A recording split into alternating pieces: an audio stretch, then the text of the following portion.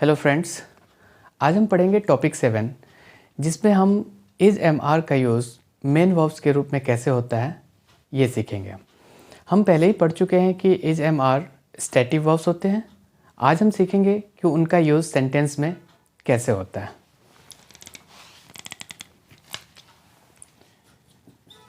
Is am are का use present में होता है। इज एम आर का यूज़ प्रेजेंट में होता है। अब हम इसका यूज़ 3 तरह के सेंटेंसेस में देखेंगे। पहला अफर्मेटिव, दूसरा नेगेटिव और तीसरा इंटरोगेटिव। पहले हम देखते हैं अफर्मेटिव सेंटेंस में।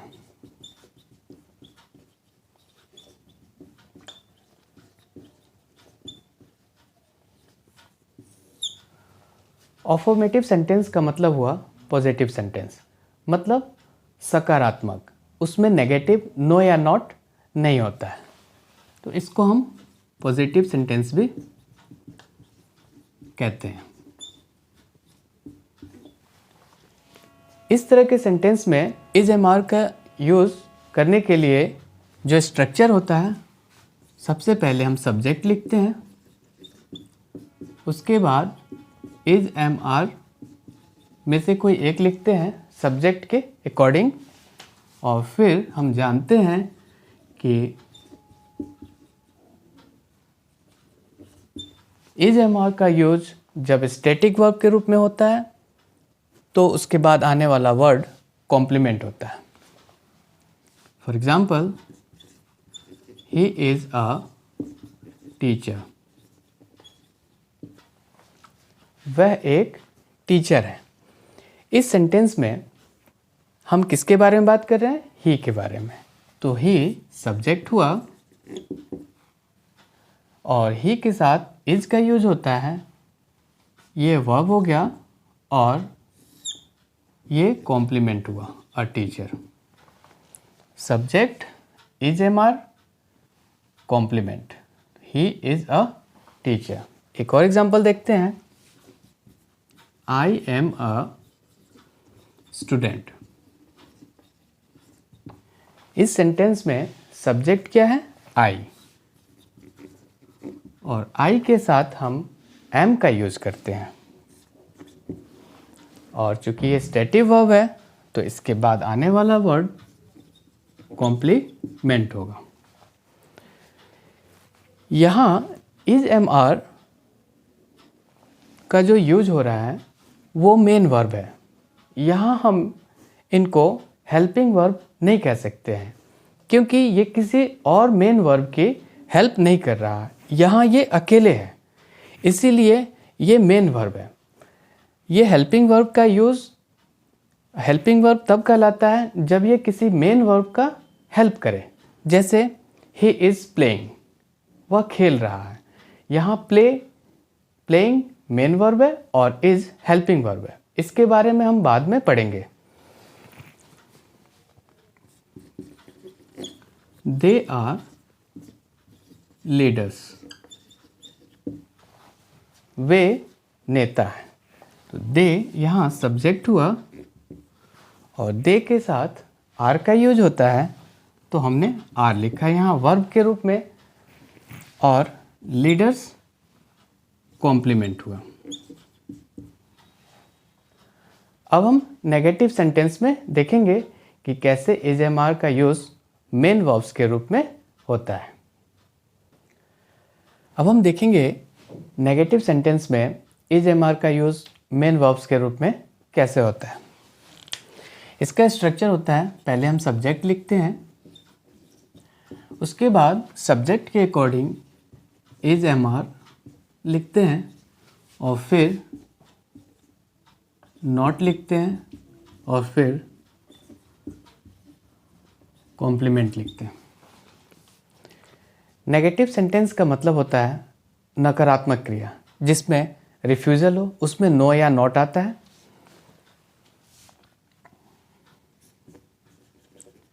This is not a rock, यह चट्टान नहीं है।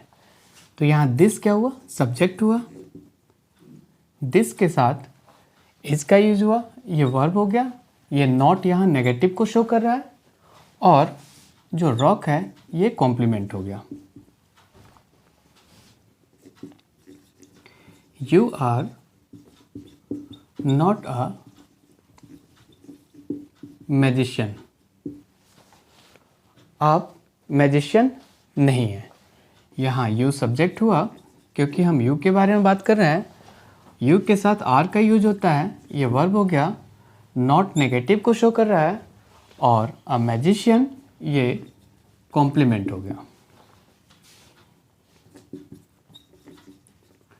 आई एम नॉट योर नेबर, मैं आपका पड़ोसी नहीं हूँ। आई सब्जेक्ट हुआ और आई के साथ एम का यूज होता है, और नॉट यहाँ नेगेटिव को शो कर रहा है, योर नेबर ये कॉम्प्लीमेंट हुआ। ये नेगेटिव सेंटेंस हुआ। अब हम देखेंगे इंटरोगेटिव सेंटेंस में कैसे इज एम आर का यूज़ मेन वर्ब के रूप में होता है। अब हम पढ़ेंगे इंटरोगेटिव सेंटेंस। इंटरोगेटिव सेंटेंस का मतलब होता है क्वेश्चन, यानी हम किसी से कुछ पूछते हैं। तो इंटरोगेटिव सेंटेंस को बोलते हैं क्वेश्चन। क्वेश्चन दो टाइप के होते हैं, एक होता है जिसका आंसर हम यस नो में दे सकें, और दूसरा जिसका आंसर हम यस नो में नहीं दे सकें। तो टाइप 1 हम देखते हैं, यस नो क्वेश्चन, जिसका आंसर हम यस नो में दे सकें। इसका स्ट्रक्चर होता है, पहले इज एम आर लिखते हैं, सब्जेक्ट को पहचान लेंगे सेंटेंस में, और उसके अकॉर्डिंग पहले इज एम आर लिखेंगे, फिर सब्जेक्ट, उसके बाद कॉम्प्लीमेंट। फॉर एग्जाम्पल,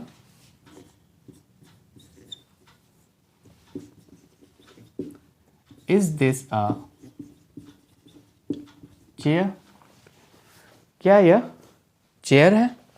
तो पहले हम दिस को पहचाने, सब्जेक्ट, और दिस के अकॉर्डिंग हमने इज का यूज किया। ये वर्ब पहले लिखते हैं इंट्रोगेटिव टाइप 1 में, जिसका आंसर हम यस नो में दे सकते हैं, और ये कॉम्प्लीमेंट हुआ। आर यू अ पुलिसमैन, क्या आप पुलिसमैन हैं? तो आप ये सब्जेक्ट हुआ, और सब्जेक्ट के अकॉर्डिंग हमने आर का यूज किया, यू के साथ आर का यूज होता है। तो ये वर्ब हुआ और ये कॉम्प्लीमेंट हुआ। अब हम देखेंगे कि इस तरह के सेंटेंस में जिसका आंसर यस नो में हम दे सकते हैं, उसका आंसर कैसे लिखते हैं, कैसे देते हैं। फॉर एग्जाम्पल, अगर मान लीजिए कोई क्वेश्चन है, आर यू अ टीचर, क्या आप टीचर हैं? तो इसका आंसर होगा हाँ मैं टीचर हूँ, दूसरा आंसर होगा नहीं मैं टीचर नहीं हूँ। अगर आंसर हाँ में है तो इसका आंसर कैसे लिखेंगे? Yes I am. अगर इसका आंसर नो में है तो आंसर कैसे देंगे? No I am not. Similarly दूसरा एग्जांपल देखते हैं कि अगर क्वेश्चन है इज दिस अ फ्रूट, क्या यह एक फल है? तो इसका आंसर अगर हाँ में है यानी पॉजिटिव में है तो आंसर देंगे यस इट इज। अगर इसका आंसर नेगेटिव में है तो लिखेंगे नो इट इज नॉट। अब हम देखेंगे इंट्रोगेटिव टाइप 2 में कैसे इज एम आर का यूज मेन वर्ब के रूप में होता है। अब हम देखेंगे इंट्रोगेटिव का टाइप 2 जिसका आंसर हम यस नो में नहीं दे सकते।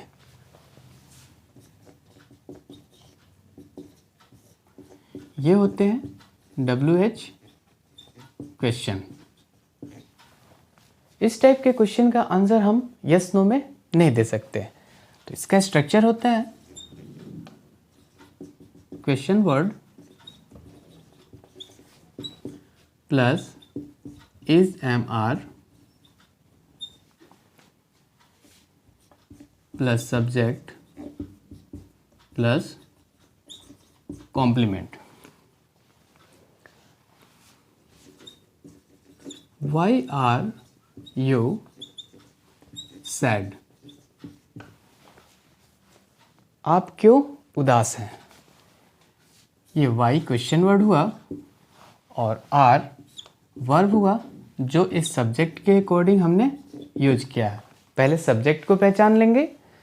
Y are you sad? आप क्यों उदास हैं? यहाँ पे आपके बारे में बात हो रही है, आप सब्जेक्ट है, इसीलिए यू के साथ हमने आर का यूज किया। उसके बाद ये कॉम्प्लीमेंट हो गया। एक और एग्जांपल देखते हैं। Why is the sky blue? आकाश नीला क्यों होता है? तो यहाँ हम आकाश के बारे में बात करें, स्काई के बारे में, तो स्काई के साथ इज का यूज होता है। अकॉर्डिंग टू स्ट्रक्चर सबसे पहले हमने क्वेश्चन वर्ड लिखा, उसके बाद इज का यूज किया क्योंकि स्काई सब्जेक्ट है और इसके अकॉर्डिंग इज का यूज होता है। सिंगुलर सब्जेक्ट के अकॉर्डिंग इज का यूज हुआ, ये वर्ब हो गया और ये कॉम्प्लीमेंट हुआ। मैं एक बार और बता देना चाहता हूँ कि यहाँ जो इज है वो हेल्पिंग वर्ब नहीं है क्योंकि वो मेन वर्ब की हेल्प नहीं कर रहा है। यहाँ यह अकेले है, इसीलिए यहाँ पर ये मेन वर्ब है। ये हेल्पिंग वर्ब का कब काम करेगा, हम इसके बारे में आगे पढ़ेंगे। अब हम देखते हैं कि कैसे, जैसे ये सेंटेंस देखिए, हु आर यू?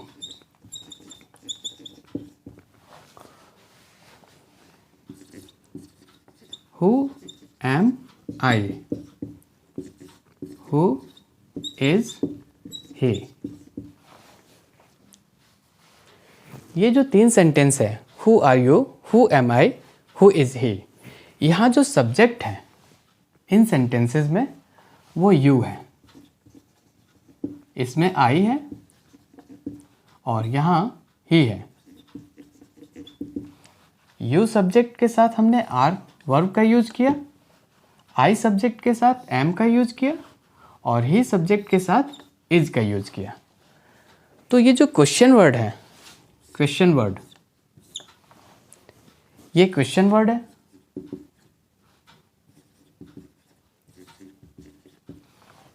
तो इसमें कॉम्प्लीमेंट कहाँ है? Who are you? आप कौन हैं? हु एम आई?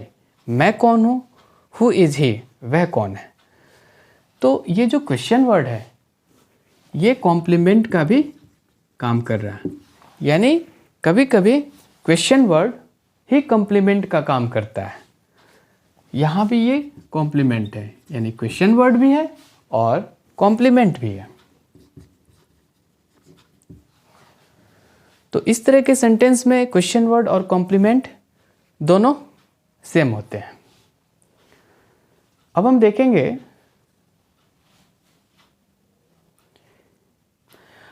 देखेंगे, कि इज एम आर का यूज किस सब्जेक्ट के साथ होता है।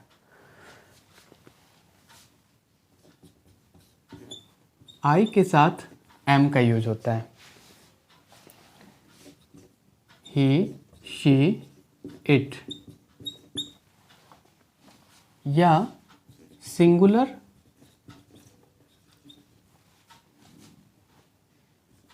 नाउन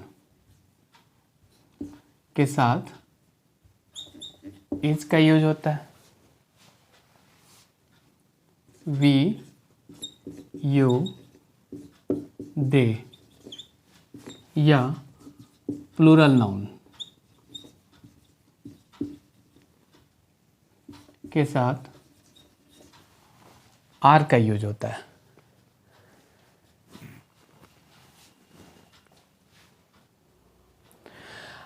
आज के टॉपिक में बस इतना ही।